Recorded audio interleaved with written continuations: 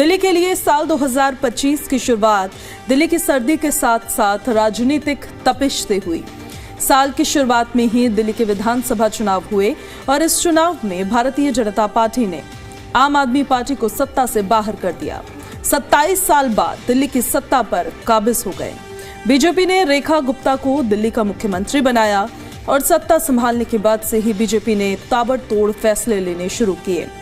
कारण बीजेपी की सरकार उम्मीदों के रथ पर सवार होकर आई है और उसे जन आकांक्षाओं पर खरा उतरना है।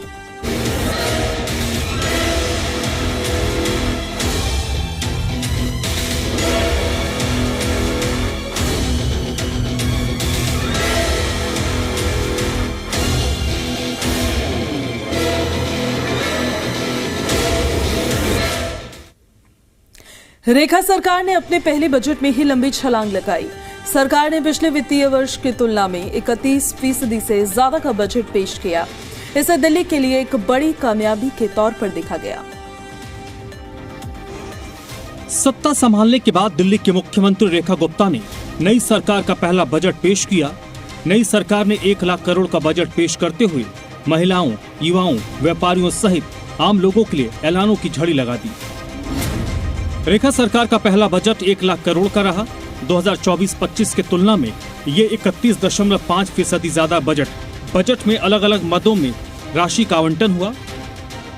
रेखा सरकार का ये बजट पिछले वित्तीय वर्ष के मुकाबले 31.5% ज्यादा था। रेखा सरकार की तरफ से आरोप लगाया गया था कि आम आदमी पार्टी सरकार ने आम लोगों के लिए कुछ नहीं किया। 1 लाख करोड़ के बजट के ऐलान के साथ ही मुख्यमंत्री ने संकेत दे दिया था कि उनकी सरकार दिल्ली के लोगों के लिए बड़ी लकीर खींचना चाहती है। शहर में बुनियादी ढांचे के विकास पर जोर देते हुए मुख्यमंत्री ने घोषणा किया कि सरकार ने अपने 2025-26 के बजट में पूंजीगत व्यय को दोगुना करके 28,000 करोड़ रुपए कर दिया है। प्रदूषण से निपटने के लिए सरकार ने 300 करोड़ रुपए आवंटित किए। यमुना की सफाई के लिए 500 करोड़ रुपए आवंटित हुए। एसटीपी की मरम्मत और उन्नयन के लिए 500 करोड़ रुपए और पुरानी सीवर लाइन को बदलने के लिए 250 करोड़ रुपए आवंटित किए गए। स्वच्छ पेयजल और स्वच्छता पर भी विशेष सरकार ने ध्यान दिया है, जिसके लिए संबंधित परियोजनाओं के लिए 9,000 करोड़ की राशि आवंटित हुई है। स्वास्थ्य क्षेत्र के लिए 6,874 करोड़ रुपए आवंटित किए गए। परिवहन संपर्कों के लिए 1,000 करोड़ रुपए और परिवहन क्षेत्र के लिए कुल 12,952 करोड़ रुपए सरकार ने आवंटित किए। सरकार ने झुग्गी झोपड़ी वाले इलाकों के विकास के लिए 696 करोड़ रुपए आवंटित किए और राष्ट्रीय राजधानी में 100 अटल कैंटीन खोलने के लिए भी 100 करोड़ रुपए अलग से रखे। सरकार बनने के बाद रेखा सरकार के सामने स्कूलों में फीस बढ़ोतरी का मुद्दा सामने आया। इसको लेकर विपक्ष ने भी सरकार पर खूब हमला किया और इस समस्या के समाधान के लिए सरकार ने एक नया कानून बनाया और स्कूलों की मनमानी पर रोक लगाई। दिल्ली में सरकार गठन के बाद रेखा सरकार के सामने एक बड़ी चुनौती स्कूलों के फी हाइक को लेकर आई। एडमिशन सीजन के दौरान स्कूलों के बाहर फी बढ़ोतरी को लेकर अभिभावकों का प्रदर्शन हुआ। कई स्कूलों को लेकर शिकायतें मिली। सरकार ने स्कूलों को ताकीद किया। मुख्य विपक्षी पार्टी आम आदमी पार्टी ने सरकार के खिलाफ फी बढ़ोतरी को लेकर मोर्चा खोला। आपने आरोप लगाया था कि स्कूल मालिकों के साथ सरकार की सांठगांठ है। आप सरकार ने फी बढ़ोतरी को रोक रखा था, लेकिन नई सरकार के आते ही स्कूलों को खुली छूट मिल गई। इसके बाद सरकार ने स्कूलों पर नियंत्रण के लिए कानून का रास्ता ढूंढा। दिल्ली में स्कूल अब मनमानी नहीं कर पाएंगे। रेखा सरकार ने बनाया कानून। दिल्ली स्कूल शिक्षा शुल्क निर्धारण एवं विनिमय में पारदर्शिता अधिनियम लागू। दिल्ली स्कूल शिक्षा अधिनियम 2025 और इससे संबंधित नियमों को तत्काल प्रभाव से लागू कर दिया गया है। सरकार का लक्ष्य है कि शिक्षा को व्यवसाय नहीं बल्कि एक अधिकार माना जाए। इस नए कानून से अभिभावकों को मनमाने तौर पर फी बढ़ोतरी से राहत मिलने की उम्मीद है और स्कूलों पर लगाम लगेगी। विधानसभा चुनाव के दौरान ही बीजेपी ने आयुष्मान योजना को लेकर पूर्व की आप सरकार को कटघरे में खड़ा किया था। आरोप लगाया था कि सरकार ने आम लोगों को केंद्र की इस योजना से वंचित रखा।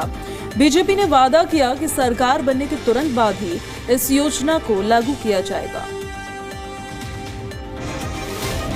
आयुष्मान योजना। दिल्ली में चुनाव पूर्व से ही आयुष्मान योजना को लेकर दिल्ली की सियासत गरमाई हुई थी। बीजेपी ने पहले स्पष्ट कर दिया था कि उनकी सरकार आने पर दिल्ली में आयुष्मान योजना को लागू किया जाएगा। रेखा गुप्ता ने भी सत्ता संभालते ही दिल्ली के लोगों को बड़ा तोहफा दिया। नई सरकार में दिल्ली में आयुष्मान भारत योजना की शुरुआत हो गई। रेखा सरकार ने दिल्ली में आयुष्मान योजना को लागू किया। योजना से दिल्ली के गरीब लाभान्वित होंगे। पूर्व सरकार ने योजना को लागू नहीं किया था। रेखा सरकार ने योजना के लिए बजट का भी ऐलान किया। आयुष्मान योजना के तहत दिल्ली के लोगों को 10 लाख तक के फ्री इलाज की सुविधा मिलेगी। इस योजना के लिए सरकार ने 2144 करोड़ का बजट पास किया। केंद्रीय आयुष्मान भारत योजना के साथ सरकार ने अतिरिक्त 5 लाख का सुरक्षा पैकेज इसमें जोड़ा, जिससे कुल कवरेज 10 लाख तक पहुंच गया। आयुष्मान योजना का लक्ष्य है देश के गरीबों को बेहतर चिकित्सा सुविधा उपलब्ध करवाना, साथ ही पैसे की कमी से कोई भी इलाज से महरूम न रहे। प्रधानमंत्री नरेंद्र मोदी ने 23 सितंबर 2018 को लोगों को स्वास्थ्य लाभ पहुंचाने के उद्देश्य से आयुष्मान भारत योजना की शुरुआत की थी। यह योजना दुनिया की सबसे बड़ी सरकारी वित्त पोषित हेल्थ सर्विस स्कीम है। दिल्ली में किसी भी दल की सरकार रहे, महापर्व छठ को लेकर उनकी तत्परता देखी जाती है। दिल्ली में बड़ी संख्या में पूर्वांचल के लोग रहते हैं और पूर्वी भारत का ये सबसे बड़ा पर्व माना जाता है। रेखा सरकार ने अपने पहले ही साल में छठ के आयोजन को लेकर एक लंबी लकीर खींचने की कोशिश की। दिल्ली की रेखा सरकार ने 2025 में छठ पूजा के लिए बड़े और ऐतिहासिक इंतजाम किए, जिसमें यमुना घाटों पर प्रतिबंध को हटाकर 1300 से ज्यादा घाटों को सजाया गया। बिजली, पानी, स्वच्छता और सांस्कृतिक कार्यक्रमों की व्यवस्था सरकार ने की, ताकि लोग नदी किनारे पूजा कर सकें और पिछली सरकारों के विपरीत इस बार कृत्रिम घाटों की जरूरत ना पड़े। रेखा सरकार ने छठ के दिन छुट्टी घोषित की। यमुना किनारे छठ का भव्य आयोजन हुआ। लंबे वक्त से यमुना किनारे छठ का आयोजन बंद था। रेखा सरकार ने छठ पूजा के मुख्य दिन यानी 27 अक्टूबर को सरकारी अवकाश घोषित किया। रेखा सरकार ने यमुना पर लगे प्रतिबंध को हटाया और पल्ला से कालिंदी तक 17 मॉडल छठ घाट बनाए, जहां पर श्रद्धालु सीधे यमुना के जल में अर्घ दे सके। 1000 से ज्यादा घाटों के लिए टेंट, बिजली, शौचालय और पानी की व्यवस्था हुई। दिल्ली सरकार की तरफ से पहले ही दावा किया गया था कि 2025 में छठ पूजा का आयोजन अब तक का सबसे बड़ा और भव्य आयोजन होगा। मुख्यमंत्री रेखा गुप्ता ने पिछली सरकारों पर कृत्रिम घाटों पर निर्भरता का आरोप लगाया और इस बार की व्यवस्था को ऐतिहासिक बताया। हालांकि आम आदमी पार्टी ने छठ के आयोजन को लेकर भी रेखा सरकार पर खूब हमला किया। यमुना दिल्ली की लाइफलाइन है और यमुना की सफाई का वादा पूर्व की सरकार ने भी खूब किया, लेकिन 10 साल में ऐसा हो नहीं पाया। बीजेपी ने चुनाव पूर्व ही यमुना की सफाई को लेकर बड़े बड़े दावे किए थे और सरकार में आने के बाद लगातार ये दावा किया जा रहा है कि इसी सरकार में यमुना जी स्वच्छ होकर रहेंगी। यमुना सफाई का मुद्दा वर्तमान रेखा सरकार की लिस्ट में टॉप पर है। विधानसभा चुनाव में बीजेपी ने इसे जोर शोर से उठाकर पूर्व की आम आदमी पार्टी की सरकार पर जमकर प्रहार किया था। दिल्ली में बीजेपी की जीत के पीछे इसे एक बड़ा फैक्टर माना गया। ऐसे में अब लोगों को उम्मीद यही है कि बीजेपी सरकार जल्द से जल्द यमुना को स्वच्छ और जीवंत बनाए। यमुना सफाई के लिए रेखा सरकार प्रतिबद्ध नजर आ रही है। सफाई के लिए हर एंगल से काम हो रहा है। सरकार ने बजट का भी आवंटन किया है। रेखा सरकार ने बजट 2025-26 में यमुना को साफ और पुनर्जीवित करने के लिए करीब 1500 करोड़ की व्यापक योजना रखी है, जिसमें नदी का विकास साबरमती के तर्ज पर करने का लक्ष्य है। इस फंड का उपयोग मुख्य रूप से सीवेज ट्रीटमेंट, जल प्रबंधन, नदी किनारे की सफाई और प्रदूषण घटाने में होगा। यमुना और उससे जुड़े प्रमुख नालों पर 32 real time water quality monitoring station लगाए जाएंगे, ताकि नदी के पानी की गुणवत्ता का लगातार डेटा निगरानी में हो। दिल्ली की रेखा सरकार ने अपने बजट 2025 में यमुना की सफाई के लिए 500 करोड़ आवंटित किए, जिसमें 250 करोड़ रुपए सीवेज ट्रीटमेंट प्लांट और 250 करोड़ रुपए वाटर ट्रीटमेंट प्लांट के लिए हैं। साथ ही नजफगढ़ ड्रेन के लिए 200 करोड़ और मौजूदा एसटीपी को अपग्रेड करने के लिए 40 करोड़ का प्रावधान है। इसका उद्देश्य नालों को टैप कर पानी को शुद्ध करना और यमुना को प्रदूषण मुक्त बनाना है। यमुना सफाई के मुद्दे पर दिल्ली के मुख्यमंत्री ने प्रधानमंत्री और गृह मंत्री से भी कई बार चर्चा की है। इसको लेकर केंद्रीय आवास और शहरी कार्य मंत्रालय, केंद्रीय जल शक्ति मंत्रालय, नदी विकास और गंगा आरक्षण विभाग, राष्ट्रीय स्वच्छ गंगा मिशन का अधिकारियों के अलावा दिल्ली के मुख्य सचिव, दिल्ली जल बोर्ड के मुख्य कार्यकारी अधिकारियों के साथ कई बार बैठकें भी हुई, जिसमें मुख्यमंत्री की अध्यक्षता में मुख्य समिति गठित करने का फैसला हुआ। साथ ही साथ पहले से बनी समितियां खत्म होगी या इसमें समाहित की जाएंगी। दिल्ली की आबादी के साथ जिलों की संख्या में बढ़ोतरी समय की मांग रही है। 1997 से दिल्ली में 9 जिले थे। सितंबर 2012 में 2 जिले बढ़ाए गए, जिसके बाद जिलों की संख्या 11 हो गई और अब दिल्ली की रेखा सरकार ने जिलों की संख्या बढ़ाकर 13 कर दी। सरकार की कोशिश ये है कि प्रशासन को सुव्यवस्थित किया जा सके और लोगों तक सरकारी सेवाएं आसानी से पहुंचाई जा सके। रेखा सरकार ने दिल्ली में 2 नए जिले बनाने का फैसला किया है। रेखा सरकार के इस फैसले से दिल्ली में जिलों की संख्या बढ़कर 13 हो गई है। सरकार ने क्षेत्र और जनसंख्या का हिसाब भी रखा। इसके साथ कई जिले जो लोगों के लिए परेशानी का कारण बने हुए थे, उनका भी समाधान जिलों के पुनर्गठन में किया गया है। इससे लोगों को बड़ी राहत मिलेगी। लंबे वक्त से राजधानी में जिलों की संख्या बढ़ाने की मांग हो रही थी। लोगों को सरकारी काम के लिए काफी भटकना पड़ता था। नए जिले बनने से लोगों को राहत मिलेगी, प्रशासनिक कामकाज में तेजी आएगी। दिल्ली में जो 3 नए जिले शामिल हुए हैं, उनमें ओल्ड दिल्ली, सेंट्रल नॉर्थ और आउटर दिल्ली है। नई व्यवस्था के तहत एक जिला शाहदरा को हटा दिया गया है। दिल्ली के नए जिला ढांचे के तहत 11 जिलों को बढ़ाकर 13 और 33 सब डिवीजन को बढ़ाकर 39 सब डिवीजन किया गया। इससे अधिकारियों पर कार्यभार संतुलित होगा और नागरिकों को सेवा अधिक तेजी से मिलेगी। मुख्यमंत्री ने ऐलान किया कि दिल्ली सरकार सभी 13 जिलों में आधुनिक बहुविभागीय मिनी सचिवालय स्थापित करेगी, जहां नागरिकों को एक ही स्थान पर राजस्व कार्यालय, एसडीएम, एडीएम, तहसील, उप पंजीयक कार्यालय समेत अनेक सेवाएं उपलब्ध होंगी। उन्होंने कहा कि कई विभागों के दफ्तर अलग अलग इमारतों में होने से नागरिकों को भारी असुविधा होती थी। मिनी सचिवालय बनने से सेवाएं एक ही परिसर में लोगों को मिलेगी। इससे समन्वय भी बढ़ेगा और जिलाधिकारियों द्वारा निगरानी और समीक्षा अधिक प्रभावी हो जाएगी। राजधानी में सार्वजनिक परिवहन किसी भी सरकार के लिए बड़ी चुनौती ही रही है। बड़ी संख्या में यहाँ की आबादी सार्वजनिक परिवहन का इस्तेमाल करती है। सार्वजनिक परिवहन व्यवस्था प्रदूषण के कारण से जुड़ी हुई है। ये जितना कमजोर होगी, उतना ही आम जनता अपनी गाड़ियों के साथ सड़क पर उतरेगी और इससे अलग अलग वजहों से प्रदूषण भी बढ़ेगा। दिल्ली के सार्वजनिक परिवहन को बेहतर करने के लिए रेखा सरकार कोशिश कर रही है, जिसके तहत सार्वजनिक परिवहन व्यवस्था को और मजबूत करने की कवायद चल रही है।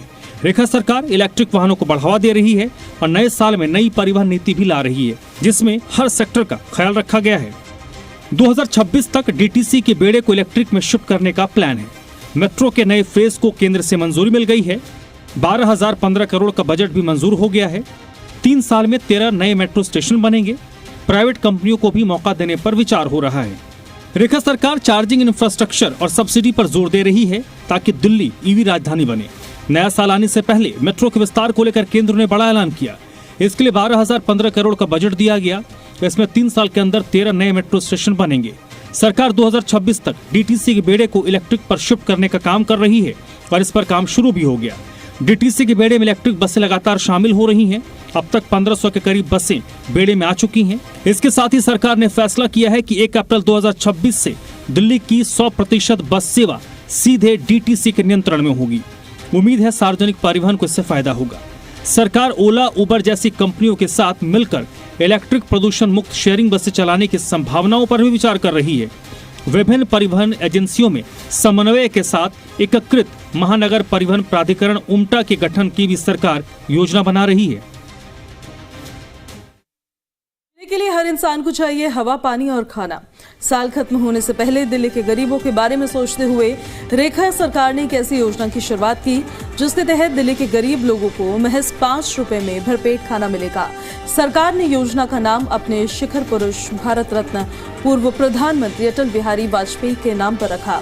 रेखा सरकार पूरी दिल्ली में 100 अटल कैंटीन खोलने जा रही है, जिसमें 45 कैंटीन की शुरुआत हो चुकी है।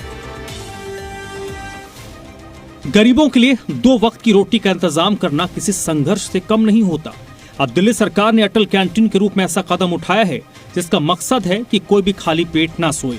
मुख्यमंत्री रेखा गुप्ता ने पूर्व प्रधानमंत्री अटल बिहारी वाजपेयी की 101वीं जयंती पर दिल्ली को 100 अटल कैंटीन का तोहफा दिया, जिसमें 45 कैंटीन जनता के लिए अलग अलग क्षेत्रों में खुल गए हैं। दिल्ली में कोई भूखा नहीं रहेगा। 5 रुपए में लोगों को खाना मिलेगा। 100 कैंटीन खोलने का लक्ष्य सरकार का है। 45 कैंटीन की शुरुआत हो गई है। इन कैंटीन में हर दिन 1 लाख लोगों को खाना मिलेगा। अटल कैंटीन में मिलने वाली थाली में 5 रुपए में 4 रोटियां, दाल, 1 सब्जी, चावल और अचार होगा। दोपहर का खाना 12 बजे से 3 बजे तक मिलेगा। वहीं रात का खाना 6 बजे से रात को 9 बजे तक मिलेगा। अटल कैंटीन में टोकन व्यवस्था से लोगों को खाना दिया जाएगा। टोकन लेने से पहले फोटो ली जाएगी और खाना लेने वाले का नाम दर्ज होगा। एक व्यक्ति को एक समय में केवल एक टोकन मिलेगा और दूसरा टोकन 3 घंटे के बाद दिया जाएगा। अटल कैंटीन में मिलने वाले भोजन का वास्तविक लागत लगभग 30 रुपए है, जिसमें दिल्ली सरकार 25 रुपए प्रति प्लेट की सब्सिडी देगी। एक अनुमान है कि 100 कैंटीन में हर रोज 1 लाख लोगों को 5 रुपए में खाना मिलेगा। दिल्ली में गरीब तबके के लिए ये कैंटीन वरदान साबित होगी। कैंटीन खुलने के बाद दिल्ली के मुख्यमंत्री कई कैंटीन में जा चुकी हैं, लोगों के साथ खाने का स्वाद भी लिया है। दिल्ली की गरीब जनता सरकार की इस योजना का दिल खोलकर स्वागत भी कर रही है। वहीं दिल्ली की पूर्ववर्ती आम आदमी पार्टी की सरकार ने अपने हेल्थ मॉडल को खूब प्रचारित किया। आप सरकार ने मोहल्ला क्लिनिक बनाकर लोगों को बेहतर चिकित्सा सेवा देने का दावा किया। तो सरकार बदलने के बाद दिल्ली की रेखा सरकार ने मोहल्ला क्लिनिक में घपले घोटाले का आरोप लगाया और कहा कि ये पूर्व सरकार का चेहरा चमकाने का एक हथियार था। रेखा सरकार ने इसकी जगह आरोग्य मंदिर बनाने का ऐलान किया और दावा किया कि ये पूर्व के मॉडल से बेहतर है। सत्ता संभालने के बाद से ही रेखा गुप्ता सरकार दिल्ली के अलग अलग इलाकों में आरोग्य मंदिर खोल रही है। सरकार का कहना है कि इन आरोग्य मंदिरों में नियमित स्वास्थ्य जांच, परामर्श, आवश्यक दवाइयां, मातृ एवं शिशु स्वास्थ्य सेवाएं, टीकाकरण, preventive health care, cervical cancer की स्क्रीनिंग और टीकाकरण जैसी सुविधाएं उपलब्ध हैं। मुख्यमंत्री का कहना है आयुष्मान भारत योजना, जन औषधि केंद्र, वय वंदन योजना और आयुष्मान आरोग्य मंदिर मिलकर दिल्ली में एक ऐसी स्वास्थ्य प्रणाली का निर्माण कर रहे हैं जो बेहतर इलाज हर किसी का अधिकार है। दवाइयां किफायती हैं और आधुनिक सुविधाएं हर नागरिक की पहुंच में हैं। 1000 से अधिक आरोग्य मंदिर बनाने का लक्ष्य।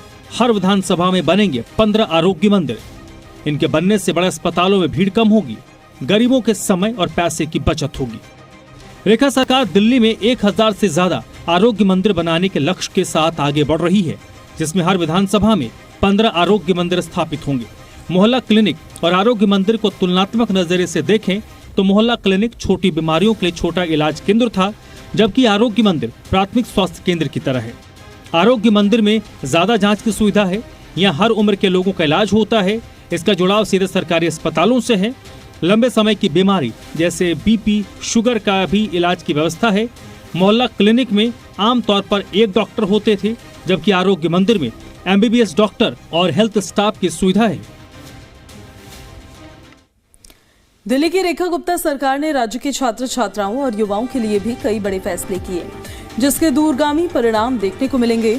पढ़ने लिखने वाले बच्चों के साथ साथ युवाओं को भी मजबूत राह प्रदान करने के लिए फैसले लिए गए हैं।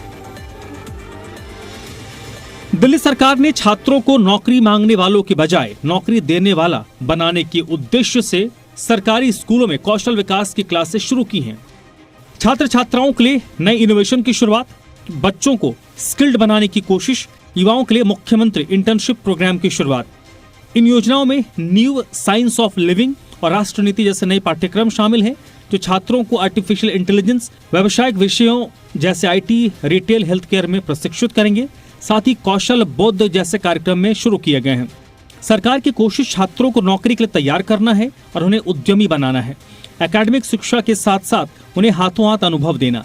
सरकार ने कौशल विकास को बढ़ावा देने के लिए जिला स्तर पर कौशल प्रशिक्षण कैलेंडर जारी किए हैं, ताकि अधिक लोग सरकारी प्रशिक्षण कार्यक्रमों से जुड़ सकें। दिल्ली की रेखा सरकार राज्य के युवाओं को शासन प्रशासन का अनुभव देने और कौशल विकास के लिए मुख्यमंत्री इंटर्नशिप प्रोग्राम भी शुरू किया है, जहां चुने गए युवाओं को विभागों में काम करने, नीति निर्माण में मदद करने और मासिक मानदेय भी मिलता है।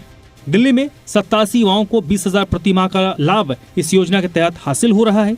इन कार्यक्रमों का लक्ष्य युवाओं को सरकारी परियोजना से जोड़कर उन्हें व्यवहारिक अनुभव देना और आत्मनिर्भर बनाना है।